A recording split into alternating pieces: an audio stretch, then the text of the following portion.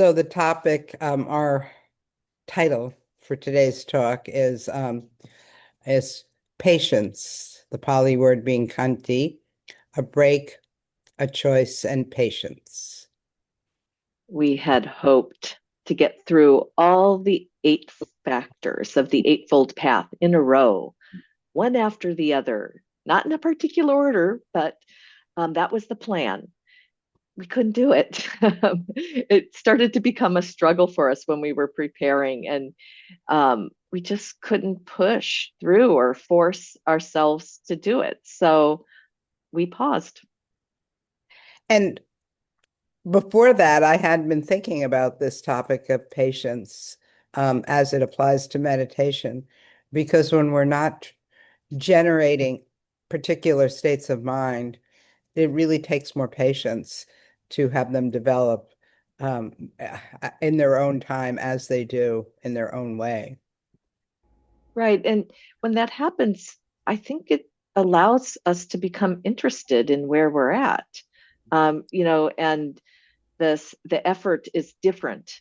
The effort is more of staying with what's alive for us, what's going on now, rather than trying to change the channel or kind of get on board with a direction that we really started to say, do we have to do this? Does it have to be so? And it did feel like the topic of patience actually, like it was a happening. It was alive. It felt Mm. there was an ease about it. Mhm. Right, right. I mean, we both sighed with relief. We were actually excited. Like we came alive, right? When we started talking about, oh, we don't have to do it this way. What is making us think we have to? I mean, nobody out there is saying, give it to us now that we know of. Yeah, and it was just a plan. Yeah. And plans have their benefits, but it's a problem when you are rigidly holding yourself to something like that, or it felt like a problem. Yeah. Yeah. Yeah. So we really, took I would say, the direction of we have a choice. This is one place we actually have a choice. There's so many places in our lives where we don't have choices and don't feel like we have much power or agency, but we have a choice here. Right, right.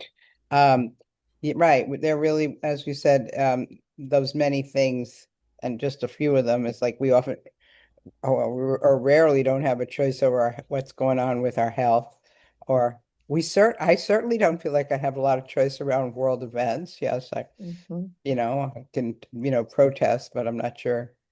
I think it helps, but and aging, well, it's really brings this to light. Who knows what'll happen next? Um, and all kinds of loss. We don't have choice over what other people do or decide. Mhm. Mhm. Right, right. And I think when we see a choice and we actually make one more consciously, it can build your confidence. It can feel like you're taking a bit of responsibility. I mean, it can feel creative. We like that, don't we, Nellie? Oh yeah, I love creative. That's really makes me happy. Right. And simple creativity, just as like we said, just changing your direction just a little bit, it can open up the floodgates. Yeah, yeah, I really do love that definition of creativity too, whether it's not, specific, but just all those little creative choices Hmm. that Hmm. we can make in our life and really seeing them and choosing them. Um, but if this does, I think, bring up a question that I think is pretty common to most people, like if when I'm pausing, when I'm being patient, am I trying to, is this just an escape? And I hear that a lot. And I think it's a good question. I think it's a very dual question, like it's one Hmm. or the other. And sometimes it's really good to escape something. Uh, but um, but still, this is a question that comes up a lot. Right, right. And if we put on the lens of conditionality, we would be looking at it more like maybe we're doing a little of both, or neither, or no, it's not, we wouldn't call it escape, but we're avoiding something. And we're avoiding it because the conditions aren't right. We actually can't do something right now. So we want to know more about this, um, you know, idea of what we're calling a pause. Are we calling it escaping and avoiding? And how would we define that in the situation that we go into in our meditation? And as I just was listening to you say that, Linda, I realized like, oh, it's kind of in a way a false question.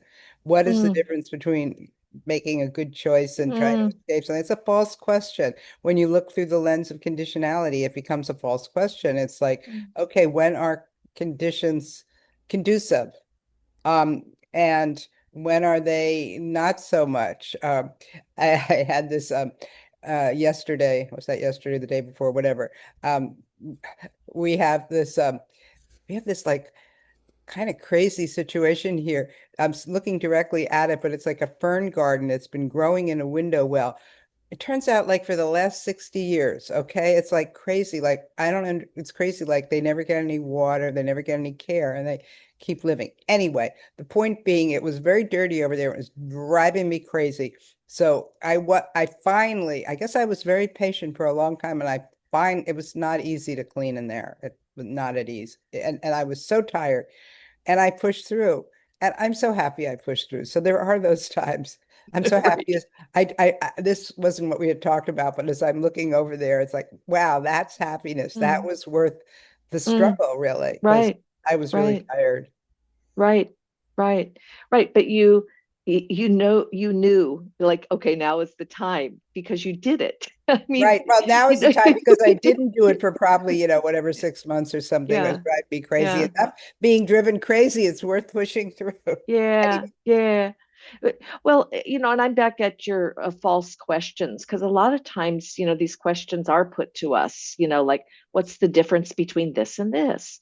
Um, how would you look at this? But the, I'm almost at the um, four-cornered argument where we would go into, well, it's not even about that. It's about something entirely different. So I want to open up the idea that we have to question patience. Is it avoidance? Is it escape too? I right. like that direction, Nelly.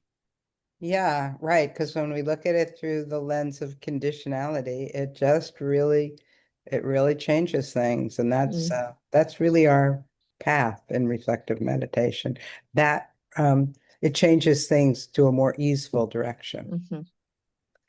And it's also rather than trying to be patient before Right. we are patient by going through something. It is more of a result of we earn it by living, by reflecting, by meditating. It's not always there at the forefront.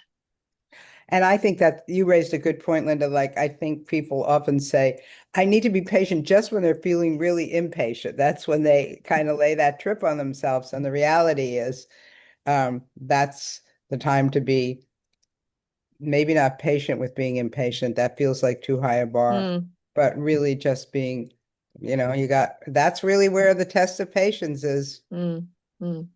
Yeah, yeah, right in it, right Right, in the middle of it. right. Well, we are all in the middle of something today. Whatever that is, it might be different for each of us and also similar for all of us. But I think that might be a good time to end the talk and go on to our practice.